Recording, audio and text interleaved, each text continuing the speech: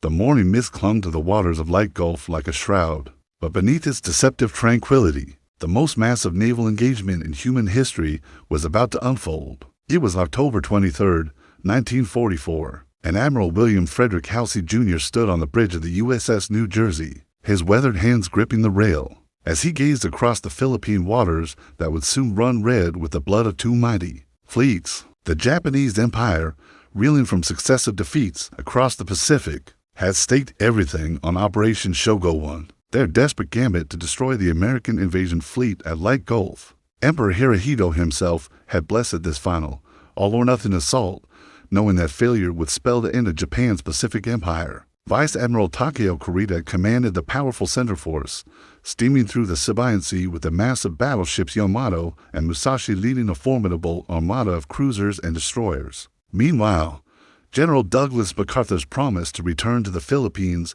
hung in the balance aboard the command ship USS Nashville. The liberation of the islands depended entirely on the Navy's ability to protect the vulnerable landing craft and supply vessels clustered in Leyte Gulf. MacArthur had already made his dramatic way to shore at Red Beach, but his forces remained perilously exposed to Japanese naval attack. The intelligence reports that reached Admiral Chester William Nimitz at Pacific Fleet headquarters painted a grim picture. Japanese naval forces were converging on Leyte from multiple directions in a coordinated pincer movement designed to catch the American fleet in a deadly trap. The northern force under Vice Admiral Jisaburo Ozawa was approaching from the north with 4 aircraft carriers, while Vice Admiral Shoji Nishimura's southern force prepared to thread the needle through Surigao.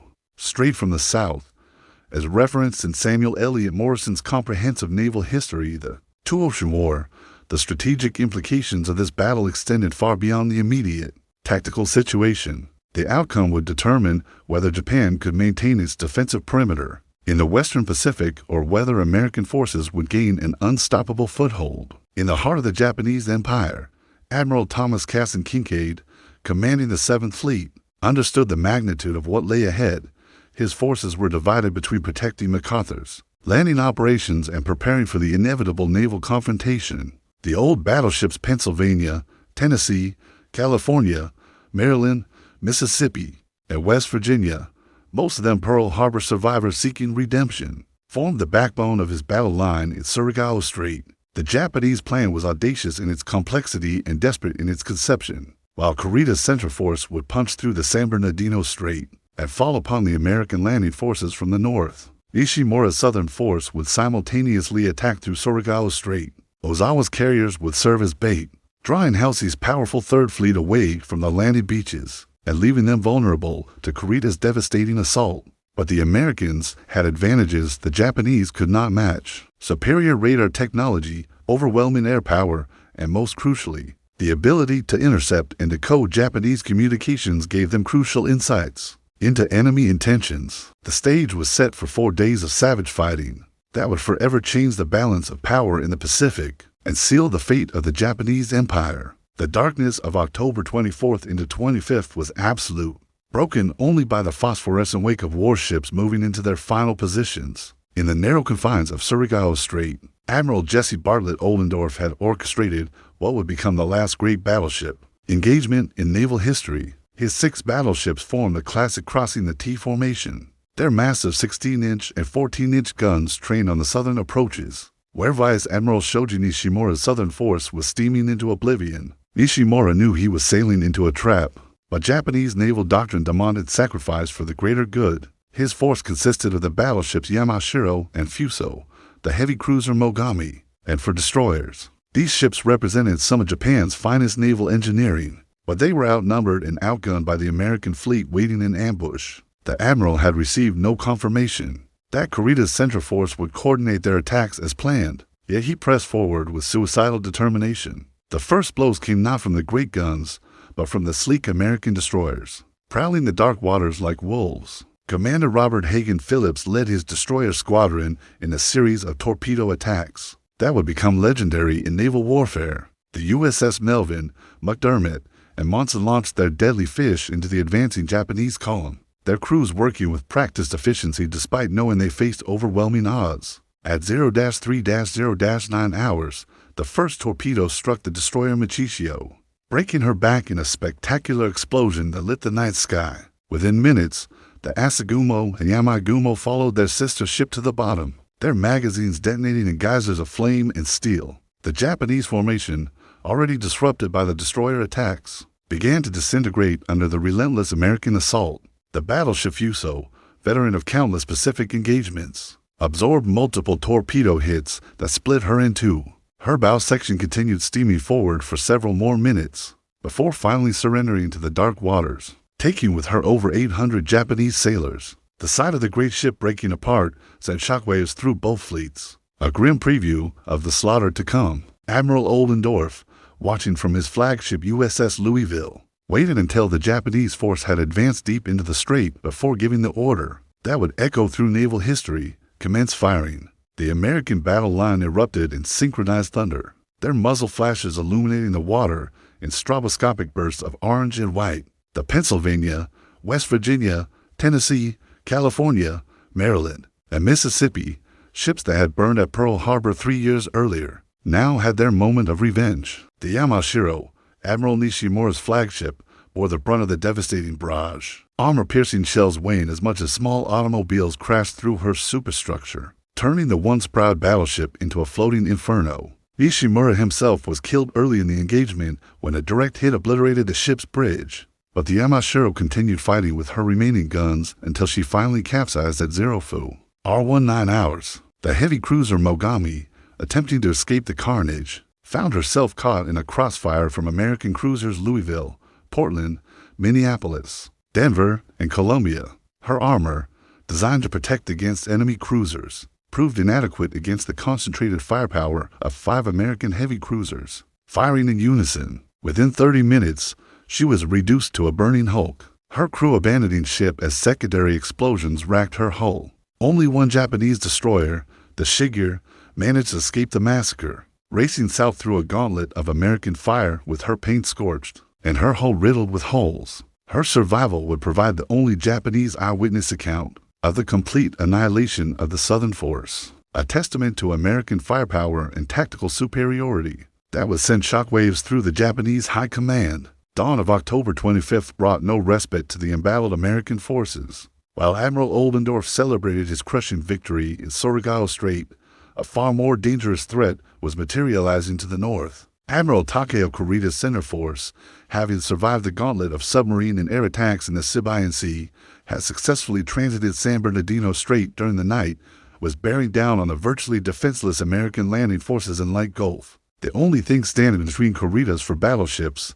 6 heavy cruisers to light cruisers, and 11 destroyers was Admiral Clifton Albert Frederick Sprague's task unit, 7-7.4.3. Known by the call sign Taffy 3, the small force consisted of 6 escort carriers, 3 destroyers, and for destroyer escorts, vessels never designed to engage enemy battleships in surface combat. The escort carriers Fanshawe Bay, St. Lo, White Plains, Cullinan Bay, Kitkin Bay, and Gambier Bay were lightly armored converted merchant ships whose primary mission was providing air support for ground troops, not fighting for their lives against the most powerful surface fleet in the Pacific. Admiral Sprague received the devastating news at 0-6- for -5 hours when his lookouts spotted the distinctive pagoda masts of Japanese battleships on the northern horizon. The enemy fleet was steaming at flank speed directly toward the American carriers, their massive 18-inch and 16-inch guns already beginning to find the range. Sprague immediately ordered his carriers to launch every available aircraft, while turning southeast at maximum speed, desperately hoping to escape into a rain squall that might provide concealment. The Japanese battleship Yamato, largest and most powerful warship ever built, opened fire with her 9 18-inch guns at a range of 34,000 yards. Her massive shells, each weighing over 3,000 pounds, created towering waterspouts around the fleeing American carriers. The first salvo straddled the Fanshawe Bay, sending columns of seawater cascading across her flight deck and demonstrating the terrible accuracy of Japanese gunnery. Commander Robert Whitney Copeland, captain of the destroyer escort USS Samuel B. Roberts, received Sprague's order to attack the enemy battle line with grim understanding of what it meant. His ship, barely 300 feet long and armed with only the 5-inch guns and 3 torpedo tubes, would charge directly at battleships that outweighed her by a factor of 20 to 1. Copeland addressed his crew over the ship's intercom with words that would become legend. "Men, we're going to go down fighting like true Navy men." The destroyer USS Johnston, commanded by Commander Ernest Edwin Evans, had already begun her attack run, laying smoke to screen the retreating carriers while charging the Japanese line at flank speed. Evans, a Cherokee Indian from Oklahoma, had told his crew upon commissioning that they would fight until the ship could fight no more. Now he proved those words as the Johnston's 5-inch guns opened fire on the heavy cruiser Kumano. At point-blank range, her shells actually penetrating the cruiser's armor despite the tremendous size disparity. The USS Hull, under Commander Leon Sidney Kimperger, joined the suicidal attack, her crew manning their guns even as Japanese shells crashed through her hull. The destroyer's torpedo attack succeeded in forcing the battleship Congo to turn away, disrupting the Japanese formation at the critical moment, when Kurita's ships should have been concentrating their fire on the American carriers. The Samuel B. Roberts earned immortal glory in her final moments,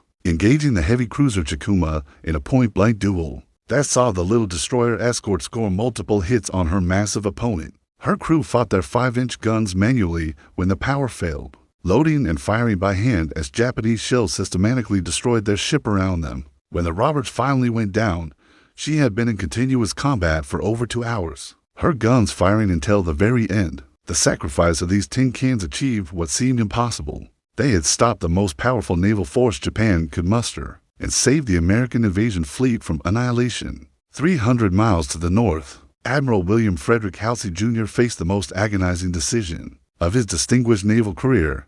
His Third Fleet, the most powerful naval force ever assembled, was racing toward what appeared to be the remnants of Japanese carrier aviation, leaving the invasion beaches at Leyte Gulf defended only by Admiral Kinkaid's vulnerable escort carriers and destroyers. The radio waves crackled with desperate pleas for assistance from Taffy 3, but Halsey pressed on, convinced that destroying the Japanese carriers would end the war in the Pacific once and for all. Vice Admiral Jisaburo Ozawa's northern force represented the last gasp of Japanese carrier aviation, but Halsey didn't know that the four carriers, Zuikaku, Zuiho, Chitos, and Chiyoda, carried fewer than 100 aircraft between them. Most of Japan's experienced carrier pilots had perished in the Great Marianas Turkey Shoot for months earlier, leaving Ozawa with ships that were little more than floating targets. The Japanese admiral understood his role perfectly.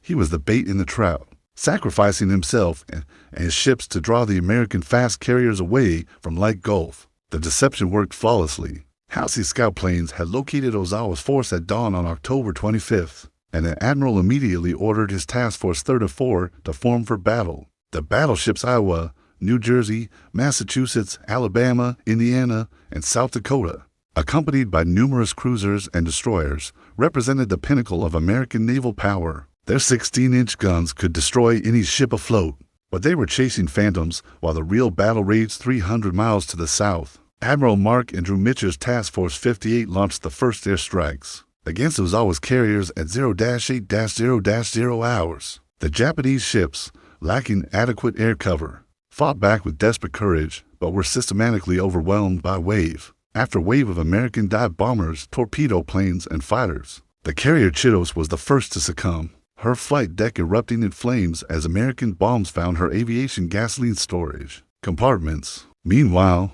the radio channels buzzed with increasingly frantic messages from Admiral Sprague's embattled escort carriers. "Where is Task Force 34?" became the most anguished question in the American fleet, repeated again and again as Japanese battleships closed on the defenseless landing forces. Admiral Nimitz himself, monitoring the battle from his headquarters in Hawaii, sent the famous message, where is Task Force 34? The addition of padding words created the devastating phrase, "The world wonders." Halsey, reading Nimitz's message on the bridge of the New Jersey, reportedly threw his cap to the deck in rage and frustration. He now understood that he had been completely deceived by the Japanese strategy, leaving the invasion fleet exposed to annihilation while chasing empty carriers. The weight of command had never felt heavier as he faced the possibility that his decision might cost thousands of American lives and potentially lose the entire Philippine campaign. The carrier Zuikaku, last survivor of the Pearl Harbor attack force, fought her final battle with the dignity befitting Japan's most famous flattop.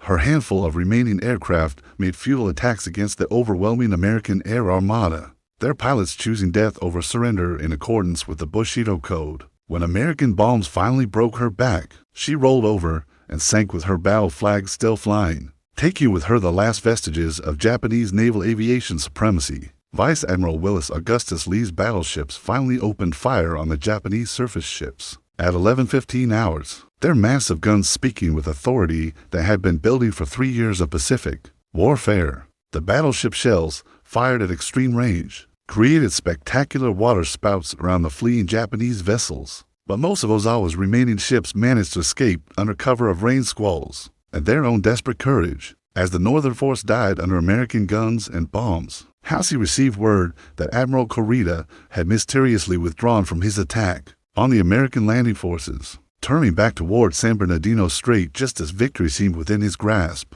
The Bull of the Pacific had won a tactical victory, but at the cost of nearly losing the strategic battle that would determine the fate of the Philippines and possibly the entire war. The morning of October 26th brought an eerie calm to Leyte Gulf, but beneath the surface tranquility, a new and terrifying form of warfare was about to make its debut. The Japanese, having failed to destroy the American fleet through conventional naval combat, now turned to their ultimate weapon, the organized sacrifice of young pilots, in deliberate suicide attacks against Allied shipping. The Kamikaze Corps, named for the divine wind that had saved Japan from Mongol invasion centuries earlier, would transform the nature of Pacific warfare forever. Vice Admiral Takajiro Onishi, commanding the 1st Air Fleet in the Philippines, had conceived this desperate strategy in the wake of Japan's crushing naval defeats. Traditional air attacks had proven increasingly ineffective against American ships, protected by dense formations of fighter aircraft and bristling with anti-aircraft guns. But a plane loaded with explosives and guided by a pilot willing to die could penetrate any defense, turning the aircraft itself into a guided missile with human intelligence directing its path to the target. The escort carrier USS Lowe, veteran of the miraculous escape from Kurita's battleships the previous day, was conducting routine flight operations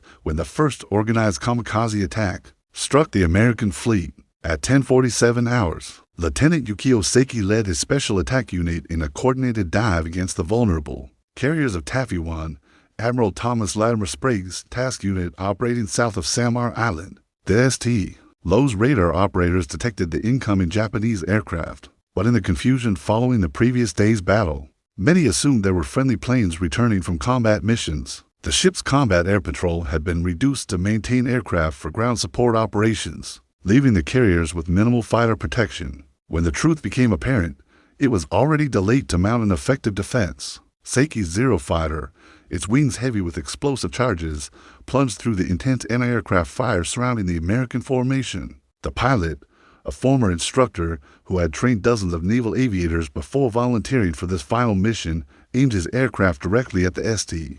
Lowe's flight deck with mathematical precision. The impact occurred at 10:51 hours, the explosion penetrating deep into the carrier's hangar deck where aviation gasoline, an armed aircraft, created a secondary detonation of devastating proportions. The St.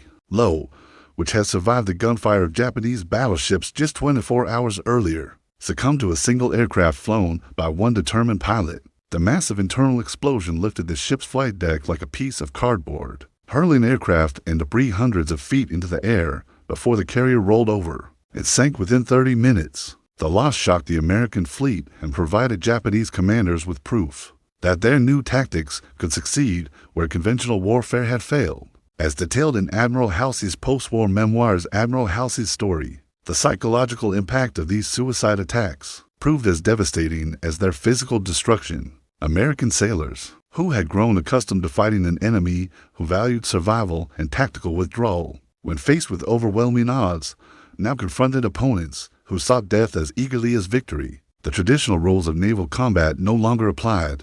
When the enemy considered his aircraft expendable and his pilots eager to die, the carrier USS Sandy absorbed a kamikaze hit that penetrated her flight deck, but failed to cause catastrophic damage, demonstrating that these attacks, while terrifying, were not automatically fatal to properly constructed warships. Her damage control parties fought the resulting fires with trained efficiency, saving the ship through superior American engineering and seamless crew coordination. However, the psychological warfare aspect of facing an enemy willing to die for every attack would haunt American forces for the remainder of the Pacific campaign. The Japanese High Command, monitoring reports from their surviving pilots, declared the kamikaze attacks a tremendous success and immediately began organizing larger and more sophisticated suicide missions. The divine wind had risen from the ashes of conventional Japanese naval power, promising to exact a terrible price from any allied force that dared approach the Japanese home islands. The Battle of Leyte Gulf was ending, but a new and more terrifying phase of the Pacific War was just beginning.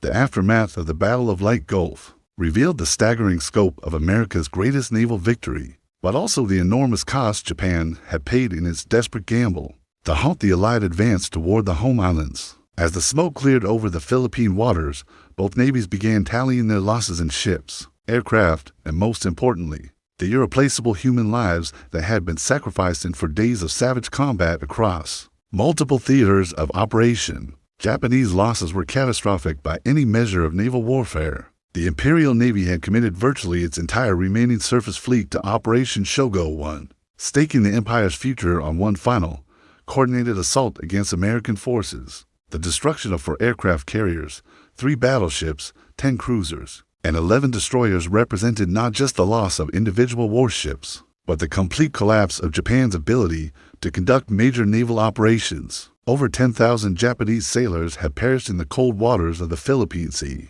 taking with them decades of naval experience and institutional knowledge that could never be replaced. Admiral Takeo Kurita's decision to withdraw his center force just as victory seemed within his grasp would haunt Japanese strategists for generations. His powerful battleships had broken through all American defenses and stood poised to annihilate the invasion fleet when he inexplicably turned back toward San Bernardino Strait. Post-war interrogations revealed that Kurita, exhausted by continuous air attacks and confused by contradictory intelligence reports, believed he faced the entire American Third Fleet, rather than Admiral Sprague's small force of escort carriers and destroyers. The American losses, while significant, paled in comparison to the Japanese catastrophe. The escort carrier USS St. Lo represented the most tragic American loss, sunk by the first organized kamikaze attack in naval history with the deaths of 113 crew members. The destroyers USS Johnston and USS Hull, along with the destroyer escort USS Samuel B. Roberts, had achieved immortality through their suicidal attack against overwhelming Japanese forces, but their sacrifice cost the lives of nearly 800 American sailors. Admiral Chester Nimitz's strategic assessment of the battle emphasized its decisive nature in ending Japanese naval power as a factor in the Pacific War. The Imperial Navy, which had dominated Asian waters for nearly half a century, would never again be capable of mounting a major fleet operation. The destruction of Japan's remaining trained pilots and aircraft in fuel attacks against the American invasion fleet had eliminated the last vestiges of naval aviation that had made Pearl Harbor possible 3 years earlier. General Douglas MacArthur's successful landing on Leyte, protected by the Navy's victory in the surrounding waters, fulfilled his famous promise to return to the Philippines and opened the final phase of the Pacific Campaign. The Japanese garrison on Leyte, cut off from reinforcement by the destruction of their supporting fleet, could only delay the inevitable American conquest of the Central Philippines. MacArthur's forces would use Leyte as a springboard for the assault on Luzon, and eventually the Japanese home islands themselves. The strategic implications extended far beyond the immediate tactical situation. Japanese oil reserves, already critically depleted, could no longer be replenished by tankers from the occupied Dutch East Indies. The destruction of the Imperial Navy's transport capacity meant that Japanese garrisons throughout the Pacific would fight and die in isolation, unable to receive supplies or reinforcements from the home islands. The economic lifeline that had sustained Japan's war machine since 1941 had been permanently severed. Emperor Hirohito, receiving reports of the naval catastrophe at his palace in Tokyo, began to comprehend the hopelessness of Japan's strategic position. The Imperial Navy, which had promised to protect the home islands from invasion, lay shattered across the floor of the Pacific Ocean. The divine wind of kamikaze attacks might delay the inevitable American advance, but could not prevent the ultimate defeat of the Japanese Empire. The seeds of surrender, though not yet spoken aloud, had been planted in the ruins of Japan's greatest naval defeat. The Battle of Leyte Gulf concluded on October 26, 1944, but its reverberations would echo through the remaining months of World War II and far beyond into the post-war era. The largest naval engagement in human history had fundamentally altered the balance of power in the Pacific and established American naval supremacy that would endure for decades to come. The strategic and tactical lessons learned in the Philippine waters would shape naval doctrine and influence maritime strategy well into the 21st century. Admiral William Frederick Halsey Jr.'s controversial decision to pursue the Japanese northern force, leaving the invasion beaches vulnerable to attack, sparked debates that continue among naval historians to this day. Critics argued that his abandonment of the landing forces nearly resulted in catastrophic defeat, while supporters maintained that destroying the last Japanese carriers was essential to ending the war. The Battle of Bull's Run, as some irreverent staff officers called Halsey's northward dash, demonstrated both the importance of maintaining focus on primary objectives and the dangers of allowing tactical opportunities to override strategic responsibilities. The heroic stand of Admiral Clifton Sprague's escort carriers and their screening destroyers entered American naval legend alongside the victories at Midway and the Coral Sea. The Congressional Medal of Honor awarded posthumously to Commander Ernest Evans of the USS Johnston recognized not just individual courage, but the collective sacrifice of thousands of sailors who fought impossible odds to protect their comrades. The destroyer escort USS Samuel B.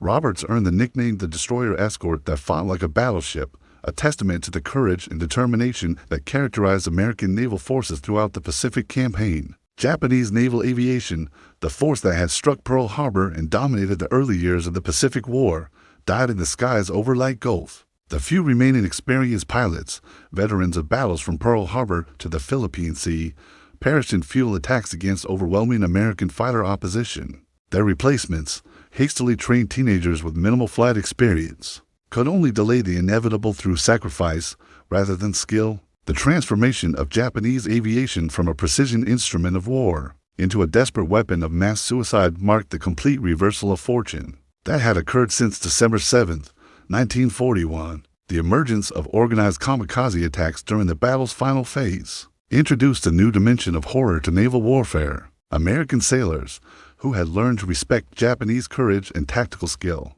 now faced an enemy who saw death as eagerly as victory. The psychological impact of fighting opponents who considered their aircraft expendable and their lives worthless would influence American strategy in the final campaigns against Iwo Jima, Okinawa, and the planned invasion of Japan itself. The technological innovations demonstrated during the battle pointed toward the future of naval warfare. American radar superiority, demonstrated so decisively in the night battle at Surigao Strait, had given Admiral Oldendorf's battleships the ability to engage Japanese forces with devastating accuracy in complete darkness. The coordination of air and surface forces, perfected through 3 years of Pacific combat, had reached a level of sophistication that made American naval power virtually unstoppable. When properly concentrated and employed, the strategic consequences of the American victory extended far beyond the immediate military situation. Japan's merchant marine, already depleted by submarine warfare,